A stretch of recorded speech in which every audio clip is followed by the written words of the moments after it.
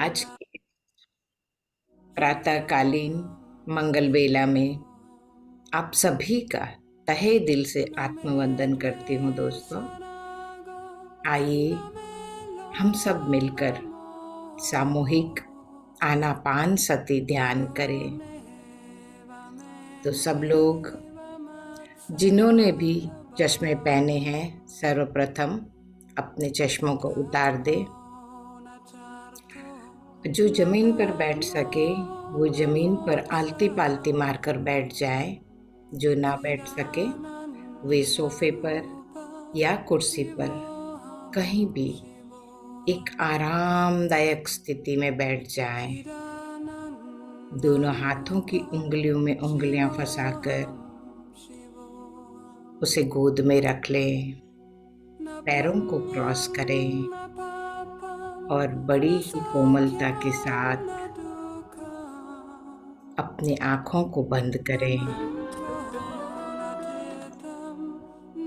एक लंबी गहरी श्वास अपने भीतर लें। धीरे धीरे श्वासों को बाहर निकालते हुए बिल्कुल रिलैक्स हो जाए। एक और लंबी गहरी श्वास पूरी नाभि तक भरें और धीरे धीरे श्वासों को बाहर निकालते हुए बिल्कुल तनाव मुक्त हो जाए। एक और लंबी गहरी श्वास अपने भीतर लें और धीरे धीरे बाहर निकालते हुए अपने पूरे शरीर को पैर के अंगूठे से शुरू करते हुए घुटना तक इन अंगों को एकदम ढीला छोड़ दें। घुटनों से लेकर थाई जॉइंट तक और उसे ढीला छोड़ दें।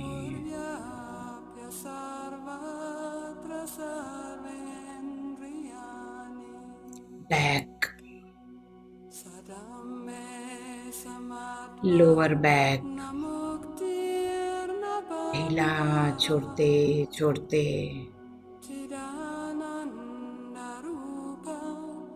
मिडल बैक, मिडल बैक से ऊपर अपर बैक तक बिल्कुल ढीला छोड़ दें। पूरी रीढ़ की हड्डी रिलैक्स हो जाए। इसी तरह फ्रंट में पूरी जनेंद्रियों का भाग ढीला छोड़ते हुए पेढ़ू और ऊपर पूरे पेट, दोनों इंटेस्टाइन ढीला छोड़ते हुए अपने ऑर्गन्स, लीवर, किडनी, पैनक्रियास ढीला छोड़ते छोड़ते और ऊपर की ओर पूरी छाती, कंधों तक एकदम ढीला छोड़ दें।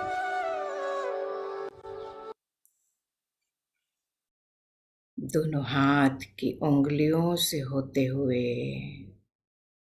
कोहने तक ढीला छोड़ दें, शिथिल कर दें। कोहनियों से लेकर बाजुओं से होते हुए दोनों कंधों तक और ढीला छोड़ दें। आपके दोनों हाथ पूरी तरह से रिलैक्स हो चुके हैं।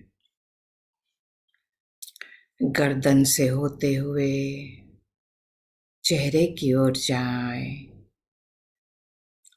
मुंह, नाक, कान, आंखें, माथा, अपना पूरा चेहरा एकदम रिलैक्स कर दें। पीछे गर्दन से लेकर पूरे माथे में एकदम रिलैक्स कर दें। आपका पूरा शरीर एकदम रिलैक्स हो चुका है। चेहरे पे एक सुंदर मुस्कान हो और मन पूरी तरह से शांत हो चुका है। आइए इस शांत मन के साथ और आनापान सति ध्यान के द्वारा हम अपने मन के अंतर मन की गहराई में उतरें। एक बहुत सुंदर मधुर संगीत के साथ अपनी बाहरी दुनिया की इस जागरूकता को हटाते हुए भीतर अंतर मन की गहराई में अर्थात पूरी जागरूकता के साथ एक एक श्वास को भीतर आते हुए महसूस करें और उसे बाहर जाते हुए महसूस करें। पूरी तरह बने रहें अपनी श्वासों के साथ, एक हो जाएं।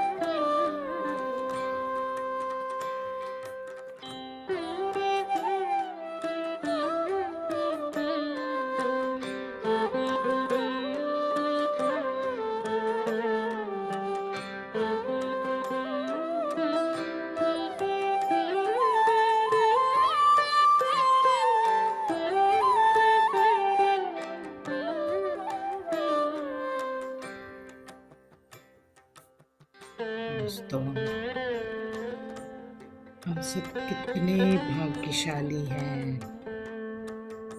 परमात्मा ने हमें इतना सुंदर यह भौतिक शरीर दिया है और इस प्रातःकालीन उगते हुए सूर्य की ऊर्जा में हम सब मिलकर इस ब्रह्मांड की ऊर्जा और सूर्य की ऊर्जा को ध्यान के द्वारा हम प्राप्त कर सक रहे हैं। सारी दुनिया सोई हुई है और हम इस ध्यान के द्वारा अपने आप को पहचानते हैं कि मैं कौन हूँ और इस पृथ्वी पर आने के मेरे जीवन का उद्देश्य क्या है। इस वर्तमान पल के एक एक क्षण का उपयोग करें दोस्तों।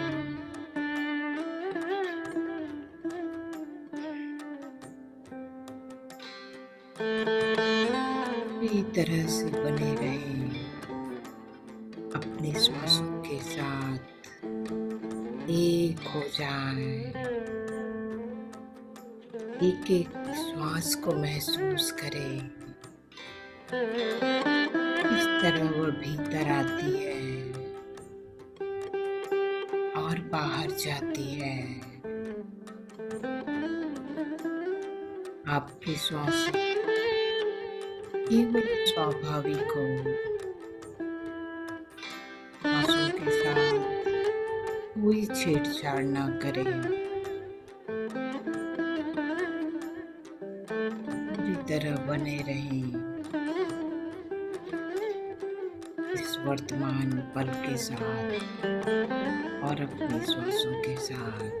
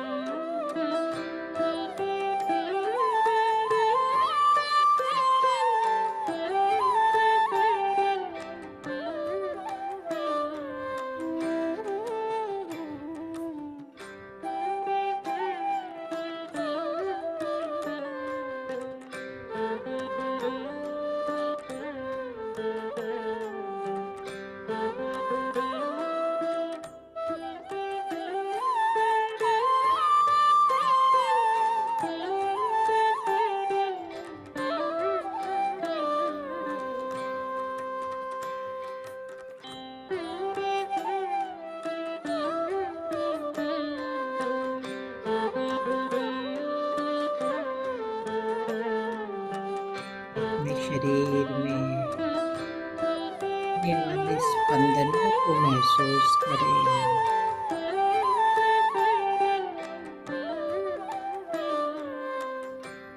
किसी भी तरह का यदि अनुभव हो, जैसे सर का भारी होना, घुटने में दर्द, पैरों में भारी लगना, कमर दर्द, यह सब कुछ एकदम सामान्य है। आप इन्हें केवल साक्षी भाव से देखें, कोई प्रतिक्रिया ना करें। धीरे धीरे सब कम होता जाएगा।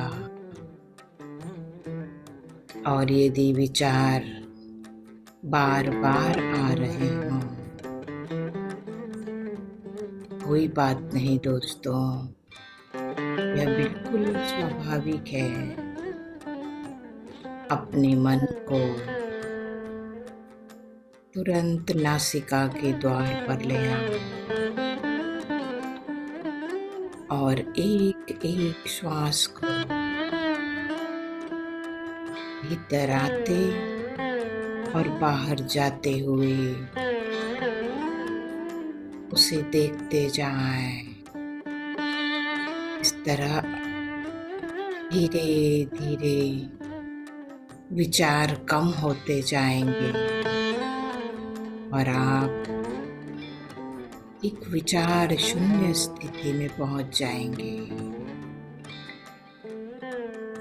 और उस समय यह जो ब्रह्मांड की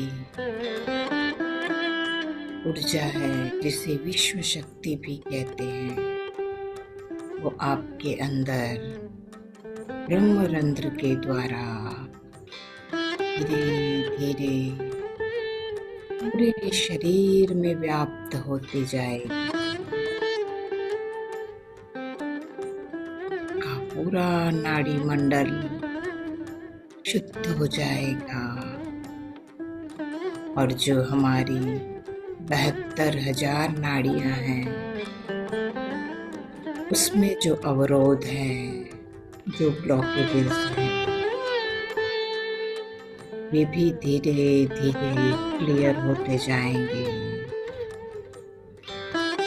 इसीलिए दोस्तों, एक एक श्वास को पूरी जागरूकता के साथ उसे महसूस करें और अपने वर्तमान पल में रहें। न भूत में जाएं, न भविष्य में जाएं, केवल इस वर्तमान में रहें। अंतर्मन की गहराई में जाते जाएं, एक हो जाएं श्वासों के साथ।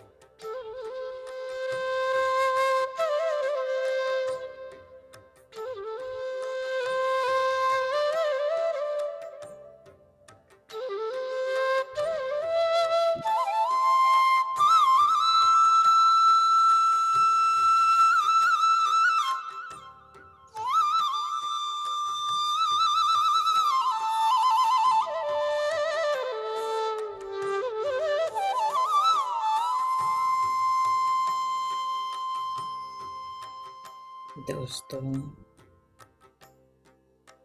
ध्यान में हम अपनी आध्यात्मिक उन्नति चाहते हैं, लेकिन साथ ही साथ हमें इस पूरे जगत में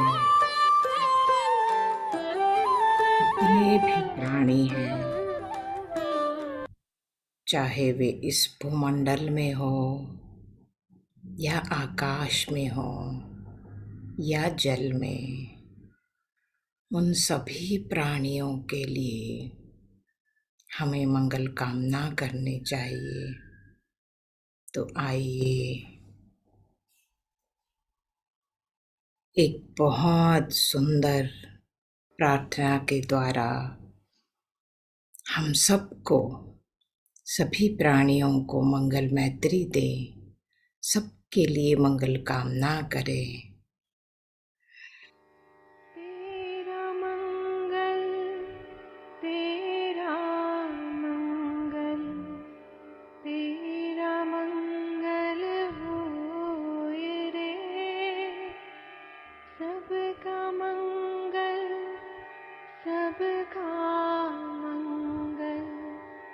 सबका मंगल होए रे। जिस गुरुदेव ने धर्म दिया है, उनका मंगल होए रे। जिस जननी ने जन्म दिया है, उसका मंगल होए रे। पाला पोसा और बढ़ाया, उस पिता का मंगल होए रे। इस जगत के सब दुखियारे प्राणी का मंगल होए रे। जल में, स्थल में और गगन में, सबका मंगल होए रे। अंतर मन की गांठें टूटे, अंतर निर्मल होए रे। राग द्वेष और मोह मिट जाए, शील समाधि होए रे। शुद्ध धर्म धरती पर जागे, पाप पराजित होए रे। इस धरती के तरतिन में, कण कण में धर्म समोए रे। शुद्ध धर्म जन जन में जागे, घर घर शांति समोए रे। तेरा मंगल मेरा मंगल, सबका मंगल होए रे। कोई भी अपनी आंखें ना खोले दोस्तों। लास्ट 3 मिनट्स बने रहें इस खामोशी के साथ और अपनी श्वासों के साथ।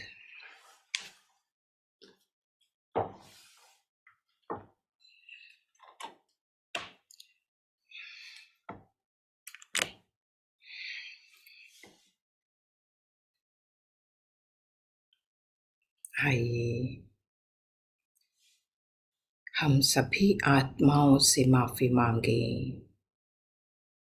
हमारे जन्म के पहले दिन से लेकर आज तक हमने कितनी ही योनियों में जन्म लिया, जैसे mineral kingdom, plant kingdom, animal kingdom और ह्यूमन किंगडम।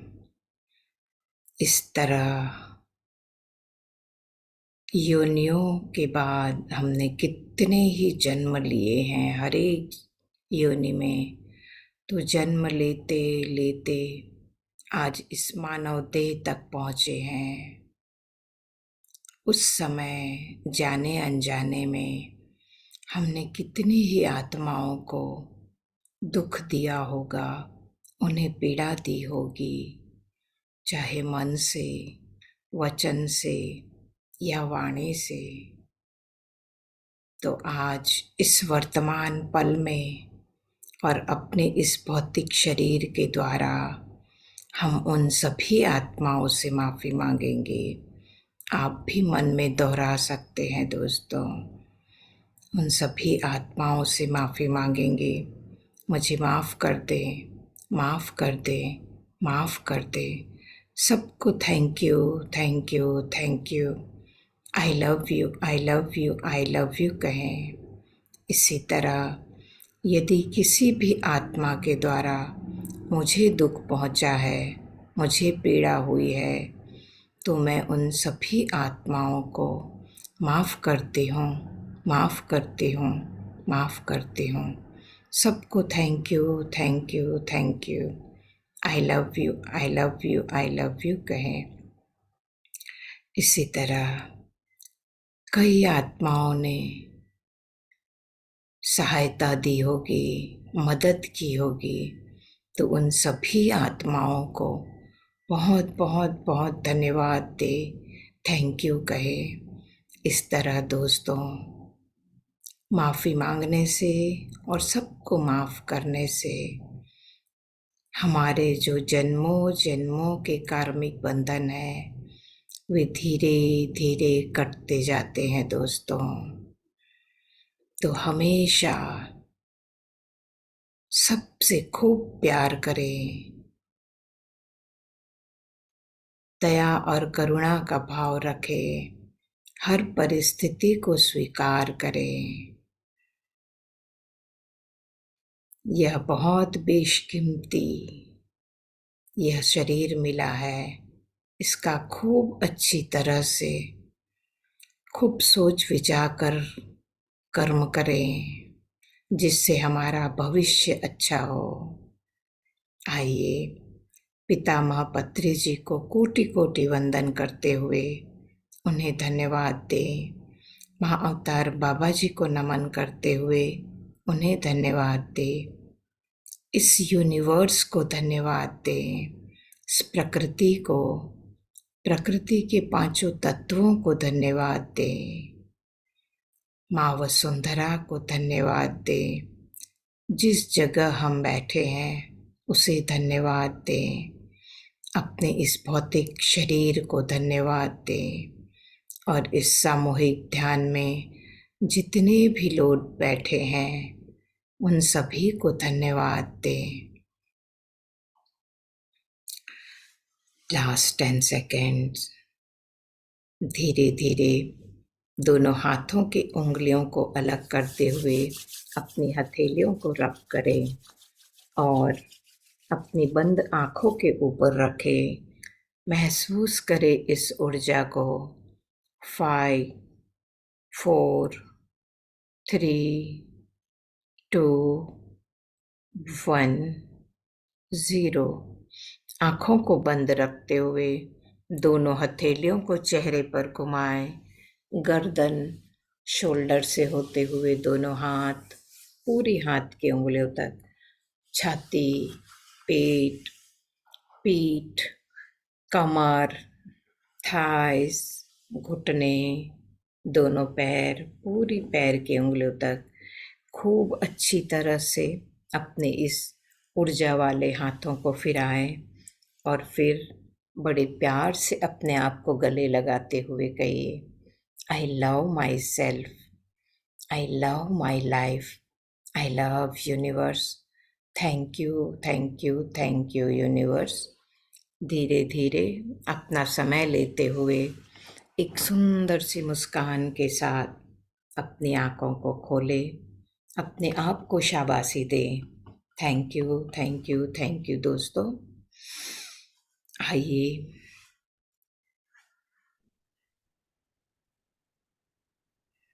Thank you. अब इस thank you Sandhya ji. Thank you. बहुत सुंदर मेडिटेशन, वंडरफुल। बहुत ही ऊर्जा, मेरी तो आंखें ही नहीं खुल रही थी। Thank you thank so you ma'am, much. Thank you. अब हम अपने स्वाध्याय की ओर थोड़ी देर 15 मिनट स्वाध्याय करेंगे हम। तो इस पुस्तक का नाम है मैनी लाइव्स मैनी मास्टर्स और इनके लेखक है डॉक्टर ब्रायन बीज।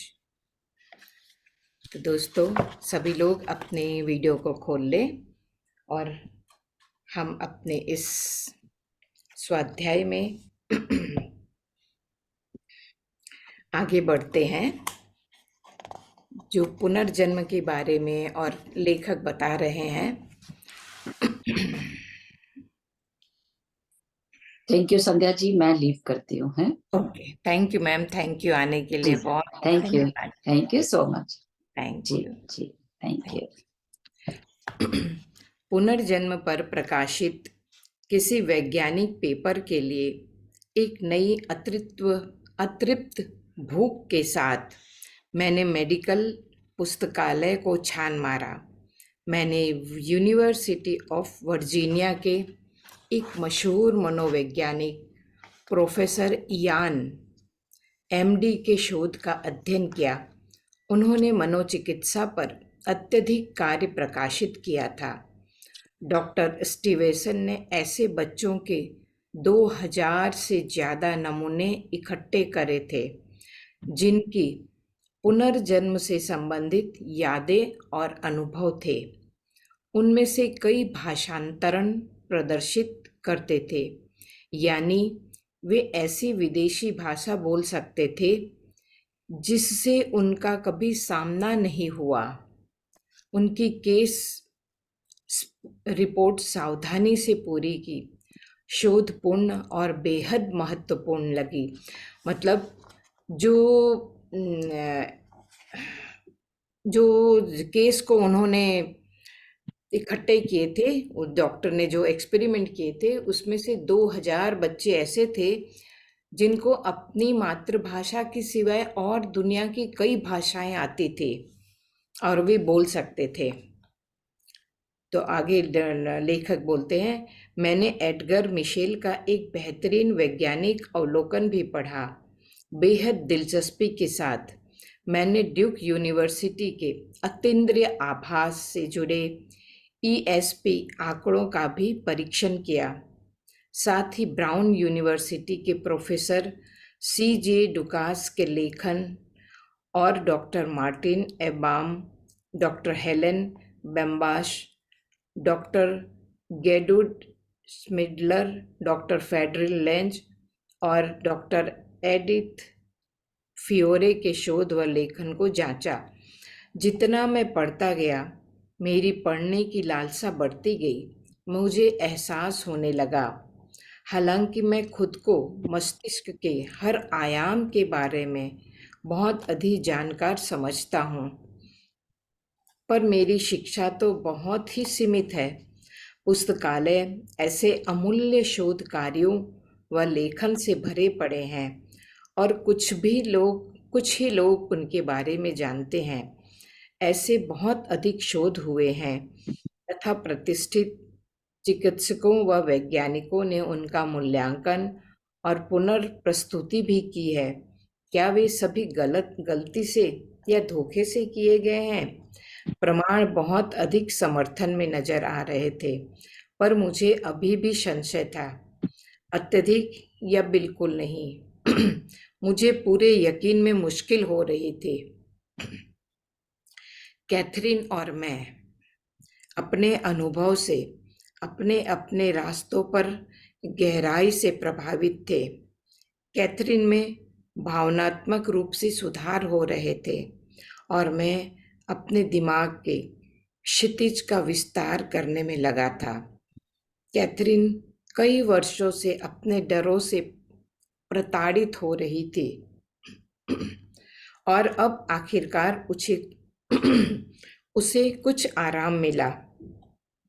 मैंने उसकी मदद का एक रास्ता पा लिया था और मैं अब रुकने वाला नहीं था।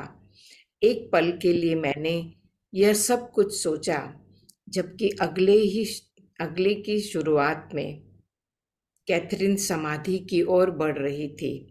सम्मोहन में प्रवेश करने से पहले उसने एक सपने के बारे में बताया था, जिसमें उसे पत्थर की प्राचीन सीढ़ियों पर एक ऐसे खेल का दृश्य दिखा था जिसमें सुराखों वाले चेकर्स बोर्ड पर लिखा जाता था। वह सपना उसे बार बार दिखाई देता था। मैंने अब उससे कहा कि वह समय और जगह की सामान्य सीमाओं से परे होकर पीछे लौटे और पुनर्जन्मों में अपने सपनों की जड़ों को ढूंढे। तब कैथरीन कहती है, मैंने एक मीनार की ओर जाती हुई सीढ़ियां देखी, पहाड़ों की ओर, पर समुद्र भी दिखा है। मैं एक लड़का हूँ, मेरे बाल सुनहरे भूरे हैं, अजीब से बाल। मेरे कपड़े जानवर की खाल से बने, छोटे, भूरे और सफ़ेद है। कुछ लोग मीनार के ऊपर है, बाहर की ओर देख रहे हैं, सिपाही हैं, वे गंदे हैं, वे एक खेल खेल रहे हैं, चेकर्स जैसा, लेकिन ठीक वैसा नहीं। उनका बोर्ड गोल है, चौकोर नहीं। वे तीखे चाकू जैसे टुकड़ों से खेल रहे हैं, जो कि बोर्ड के सुराख में फिट हो जाते हैं। टुकड़ों के ऊपर जानवरों के सिर हैं। किरुस्तान प्रदेश, नीदरलैंड में। अब ये समय है 1473 के आसपास का। कितनी अलग अलग सेंचुरी में जा रही वह। मैंने उससे उस जगह का नाम पूछा जहां वह रहती थी और पूछा कि उसे कोई वर्ष दिखाई या सुनाई दे रहा है। मैं अब एक समुद्र तट पर हूँ। जमीन समुद्र से जाकर मिलती है। वहाँ एक किला है और पानी है। मैंने झोपड़ी देखी। मेरी माँ मिट्टी के बर्तन में खाना पका रही है और मेरा नाम जोहन है। वह अपनी मृत्यु के अनुभव की ओर बढ़ी। हमारे सत्र के इस मुकाम पर मैं अभी भी ऐसे किसी जबरदस्त मानसिक आघात की खोज में था, जो उसके वर्तमान निकट के रोग लक्षणों का कारण हो या उनके बारे में बता सके। ये लेखक बोल रहे हैं। यदि ये उल्लेखनीय और स्पष्ट दृश्यावलोकन कोरी कल्पनाओं हो तो मुझे उन पर यकीन नहीं होगा। वह क्या सोचती और विश्वास करती है, यह अब भी उसके रोग लक्षणों के नीचे दबी बात थी। ऐसा इसलिए था क्योंकि मैं लोगों को अपने ही सपनों से आघात पाते देख चुका हूँ। कुछ लोग बचपन में मिला वास्तविक आघात या सपनों के आघात को भी याद नहीं रख पाते, हालांकि उसकी यादें उन्हें व्यस्क जीवन में भी प्रताड़ित करती है। मतलब ऐसे ऐसे उनके पास केस आए कि जो अपने बचपन के समय के यादों को याद नहीं कर पा रहे हैं और इस भौतिक शरीर में वे प्रताड़ित हो रहे हैं। लेकिन यहाँ कैथरीन तो कितने सेंचुरी में जा रही है। 17 में गई, 16 में गई, अब वो 14 सेंचुरी में गई है। मैंने उन प्रभावों के आघात को अभी अच्छा नहीं माना जो इंसान के जीवन में दिन भर होते हैं, जैसे कि माता पिता द्वारा बच्चों की निरंतर आलोचना एक बार में मिले किसी भी बड़े आघात से कम नहीं होती। रोज रोज एक ही बात के पीछे कचोटना बच्चों के प्रेरक तत्व को नष्ट कर देता है, क्योंकि वे हमारी रोजमर्रा के जीवन की पृष्ठभूमि में घुसे होते हैं। उन्हें याद करना और भूल जाना दोनों ही कठिन है। अभिभावकों से लगातार प्रताड़ित बच्चा भी इस तरह आत्मविश्वास तथा स्वाभिमान खो बैठता है, जैसे किसी व्यक्ति का किसी डरावने दिन को याद कर मान भंग हो जावे। एक असहाय या गरीब परिवार का बच्चा जिसके पास खाने के लिए बहुत थोड़ा होता है, आम जीवन में उतने ही कष्ट सहता है जितना कि मनोवैज्ञानिक ढंग से प्रताड़ित बच्चा सहता है। मैंने जल्दी ही दिन रात आघात करने वाली इन नकारात्मक शक्तियों को पहचान कर उन्हें ध्यान में लाना शुरू किया, जो कि एक बड़े मानसिक आघात के बराबर थी। इधर कैथरीन ने बोलना शुरू किया। वहाँ नावें हैं, डोंगा जैसी कुछ है, चमकदार पुती हुई। यह प्रोविडेंस इलाका है। हमारे पास हथियार, भाले, फरसे, धनुष बाण भी है, लेकिन बड़े। वहाँ नाव पर बड़े अद्भुत खनिज है। हर एक को नाव को खेना है। हम खो सकते हैं, मतलब चलाना।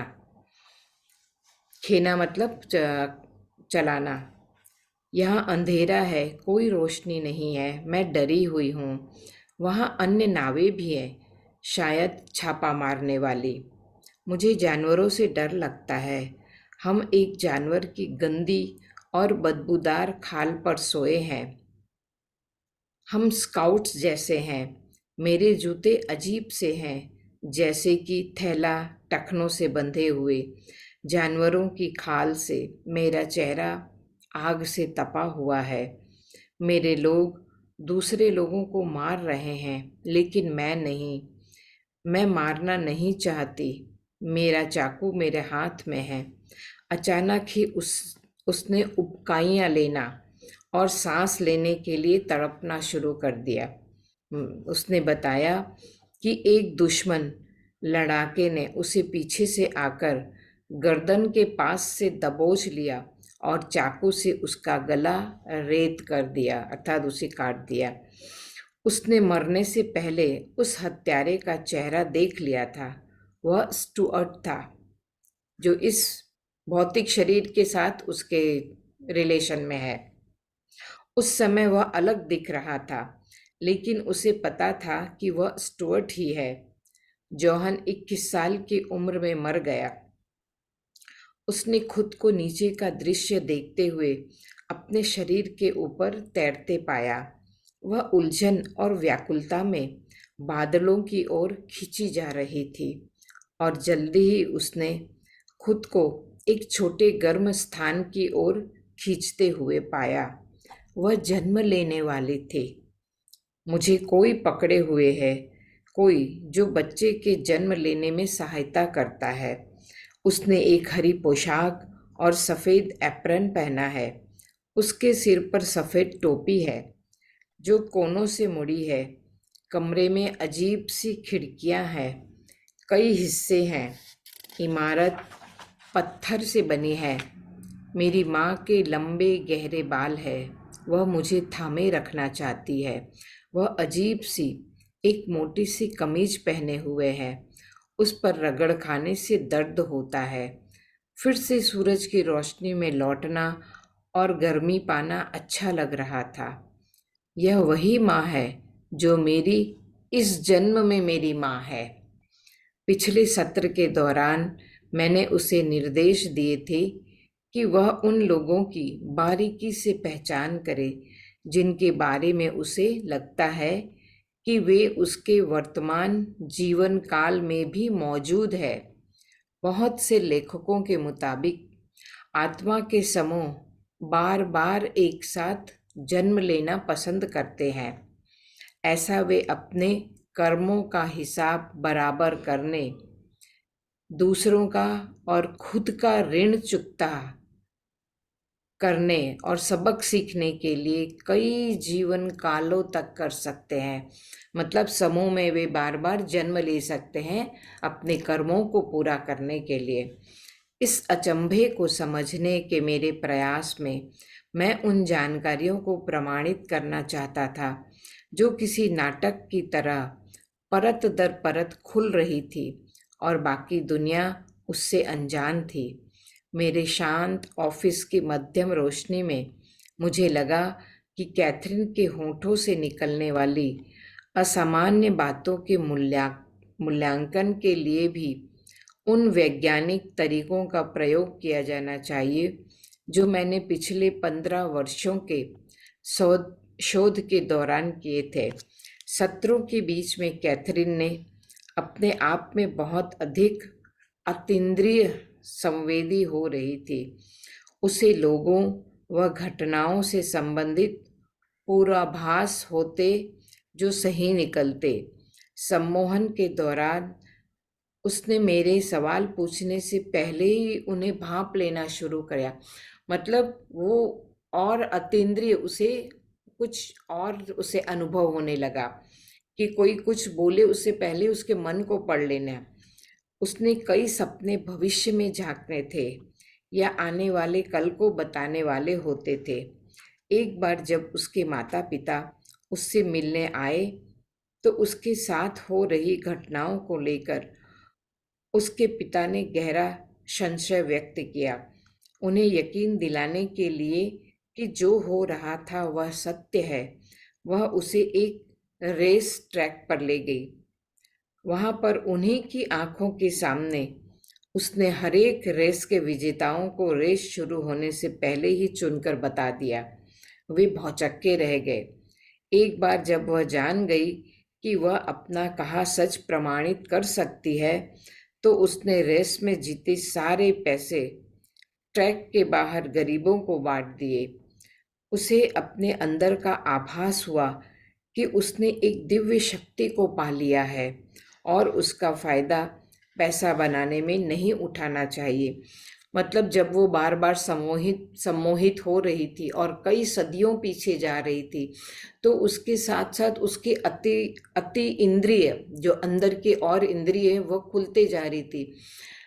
तो और उसको एक नई दिव्य शक्ति मिली जिसका वह उससे दुरुपयोग नहीं करना चाहते थे। उसके लिए इस ज्ञान अनुभव के ऊंचे मायने थे।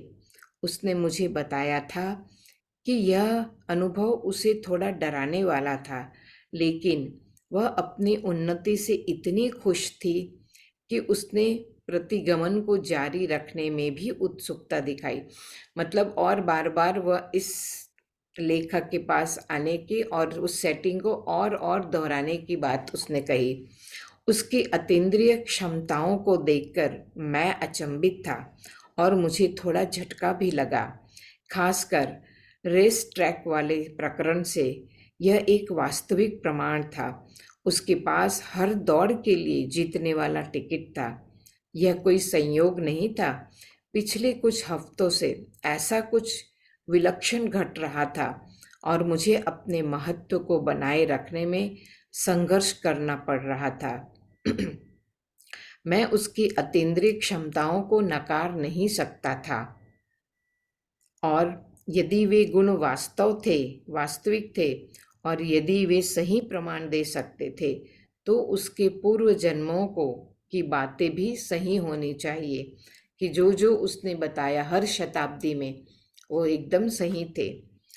अब वह उसी जीवन काल में लौट गई जिसमें उसने अभी अभी जन्म लिया था।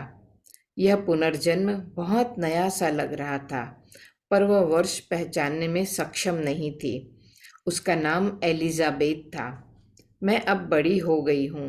मेरा एक भाई और 2 बहनें हैं। मुझे खाने की टेबल दिखी। मेरे पिता वहाँ है।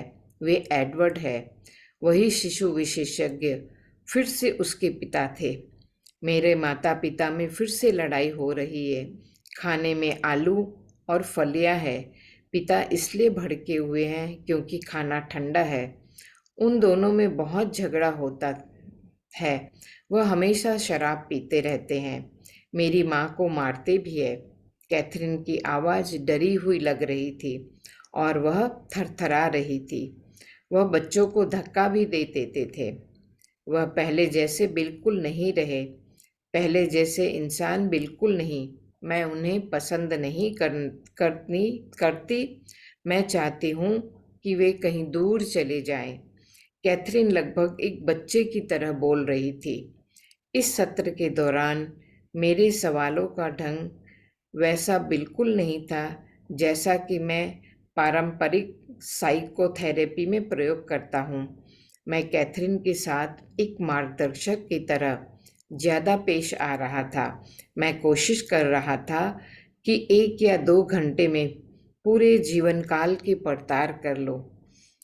मैं उन पीड़ादायक घटनाओं और वाक्यों की तलाश में था जो उसके वर्तमान रोग लक्षणों के बारे में बता सके।